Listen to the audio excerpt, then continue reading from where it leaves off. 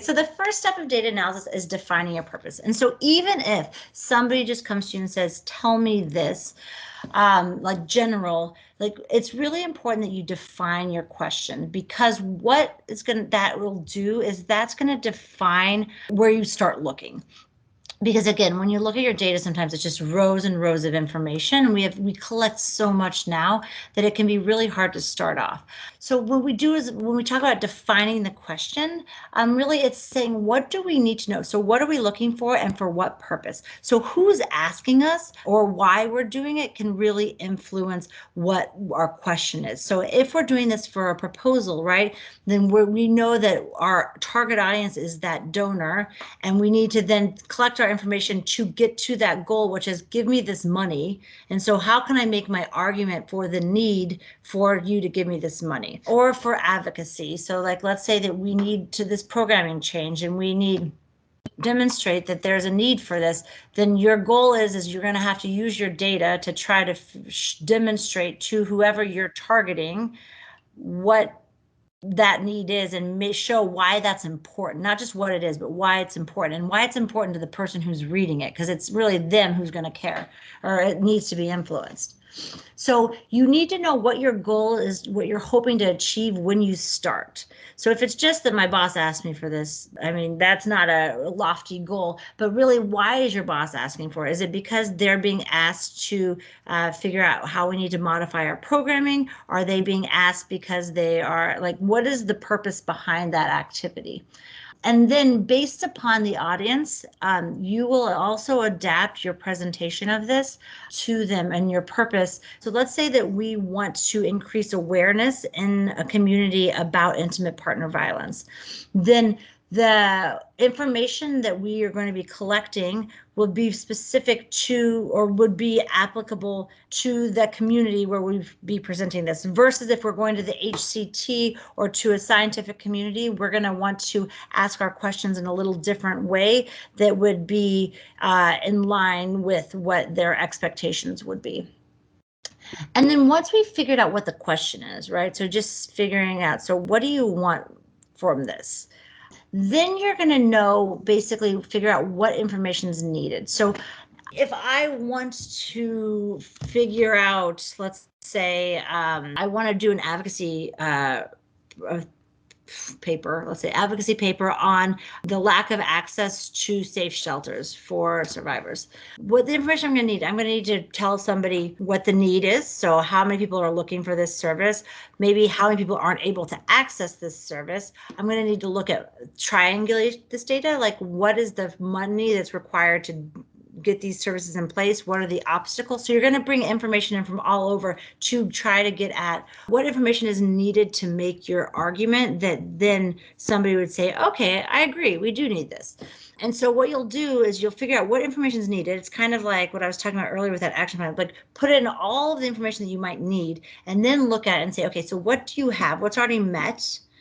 What are the gaps? Like what information are you now going to have to go out and collect? And then how do you fill those gaps? So it's possible that maybe you don't have that information, but someone else has collected it as part of coordination. You can go and get it from there. You can look for other sources. And if it doesn't exist, then you might have to go and do an additional data collection activity. So a lot of times what you'll see for this is you'll see someone saying, do we have this in like if you're familiar with the GBVIMS, do we have this data in the GBVIMS? You can go and you can find the GBVIMS data and it reflects, oh, we see this in the referrals that people want to go, but they can't access it. But then there's probably a next level. We need to then figure out what information do we need to show that this is really the case. And that would be like a focus group discussion or things, other activities that could then get us that qualitative data that will then also reinforce our quantitative data. Once we've identified really what, whether we've seen the trend, then we need to figure out, are there other types of information that we need to collect, or has that already been collected by an assessment done by another partner that reinforces than what we see in that quantitative data. So this is all the first step. Then this next step is the summarizing. So the first step is all in your brain or on a piece of paper. I'm really kind of trying to figure it out. Now we know our information needs. So now what you need to do is you're going to go in and you're going to get your information. You're going to mess with it. You're going to start playing with it. And this is where we group information so that we can start comparing and organizing data. Now, the good news is that most of the tools that we work with already do this for us. So if you work with proGres, this is the bottom right one here, we have those dashboards. When we say summarizing, that's just lumping like with like. So when you see a table here that says like the type of cases by status, that is putting the status is lumping likes with like. So summarizing is just putting things together. And so you can kind of think of it as making the graphs, actually. It's putting the like data with the like data so that then we can start looking at it compared to each other. Another tool that does this is the GBVIMS incident recorder. It also, those monthly statistics reports or the pivot tables, those also automatically just put together so we know how many females, how many males, the age groups.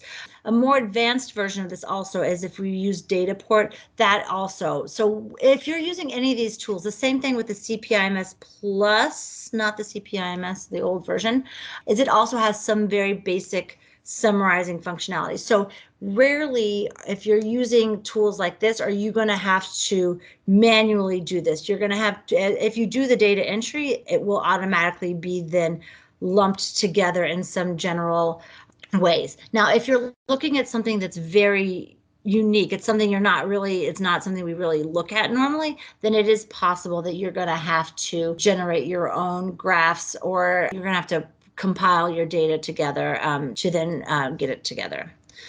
And so then the next thing is to compare. So the comparison helps us to gain understanding of what we're looking at. So if we just have one data point, right? So if I just say this month, there were 500 unaccompanied minors who came to our services.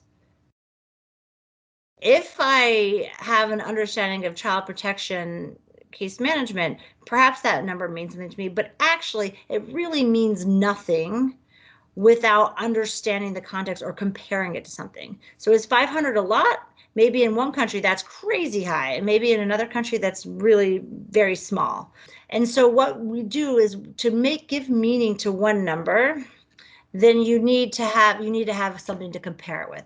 And so it allows us also to see patterns and trends. And so usually what are some of the common things that we look at when we compare? And again, this can help you think through some of those questions, those who, what, why. So we've got those descriptives, right? So now we need to think about what is influencing this? Why is this happening? And so we can start looking at, is the same thing happening for men and women? So this is a common one, is like by demographics, children and adults. Are we seeing it across the groups? Displacement status, is the same thing happening for refugees? And if you're kind of seeing the same thing happening to everybody, then maybe that's not a real big factor. If you're seeing a difference, then maybe there's something that demographic is influencing that difference. Again, it doesn't give us a complete answer, but this is how we start to identify what are these factors that are influencing what's happening to some people and other people. Another really common one is geography. So oftentimes we'll look at maybe camp versus camp, or we'll look at country versus country, or this, and to see, are we seeing the same trends globally? Are we seeing the same trends regionally? Are we seeing the same trends across camps? And then if you see a difference, then we start to think about what could cause those differences.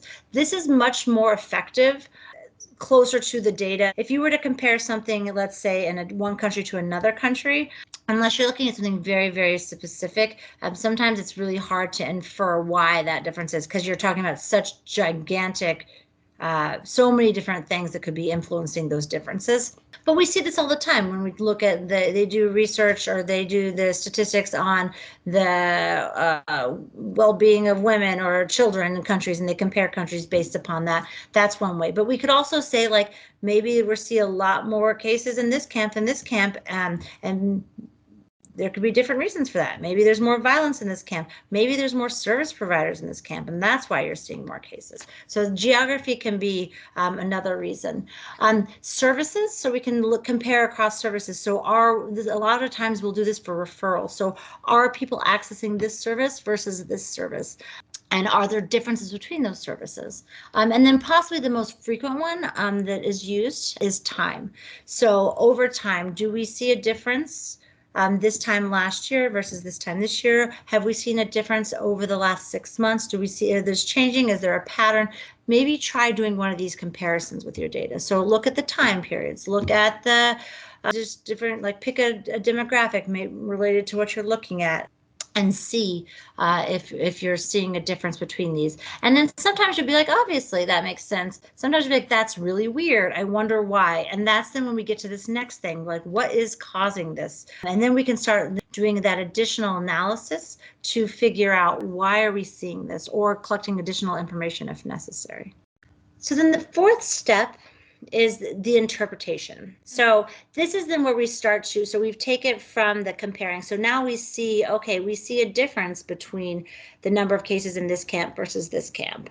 But this is then where we interpret that. And again, this is the level where you could have an IMO up to the compare. You could have them, you could say, I want to compare differences, and they could give you graphs with the differences between different groups and that sort of stuff. But again, it's that interpretation is really going to require someone who understands both the subject matter and the context, because this is where you're going to draw meaning. And again, it's not perfect, right? Because you're going to interpret it based upon what the data says, but we know that our data is not perfect.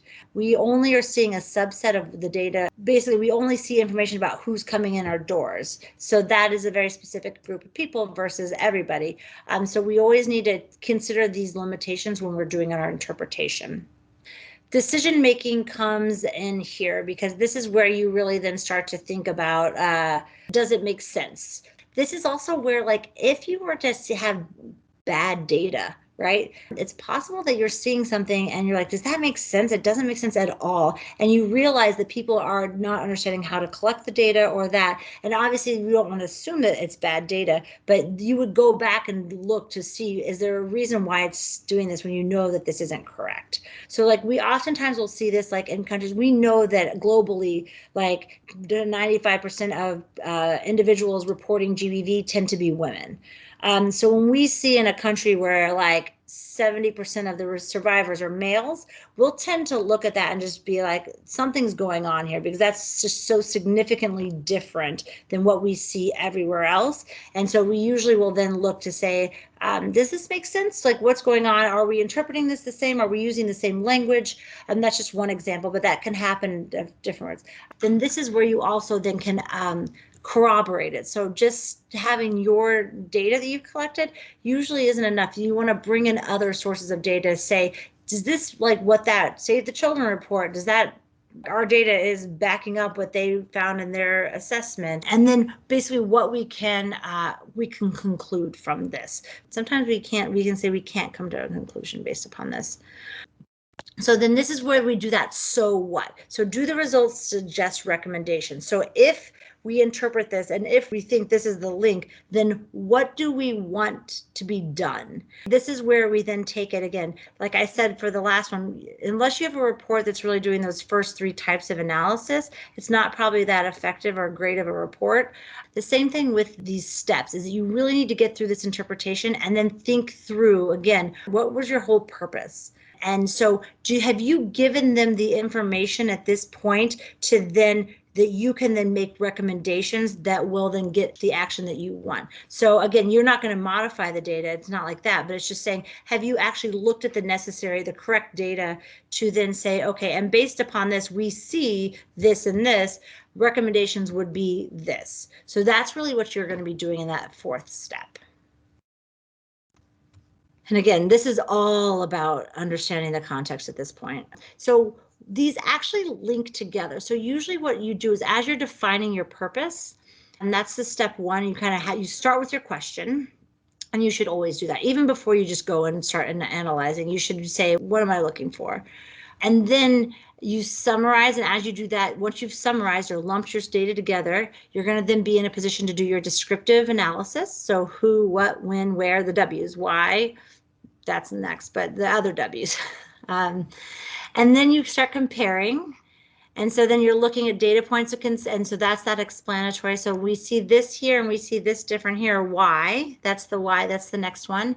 And then we start to think about the interpretation. And so that's then saying we can corroborate this data with this other information, which tells us that the reason that people aren't coming is because they are afraid that they will have to report, their information won't be kept confidential. So this all comes together. So you should be thinking through, again, sometimes it's more organic, but you should make sure once you are kind of working your way through this process that you have really covered all of those different types of analysis. Because if you have, then that means you've really gone through all of these steps.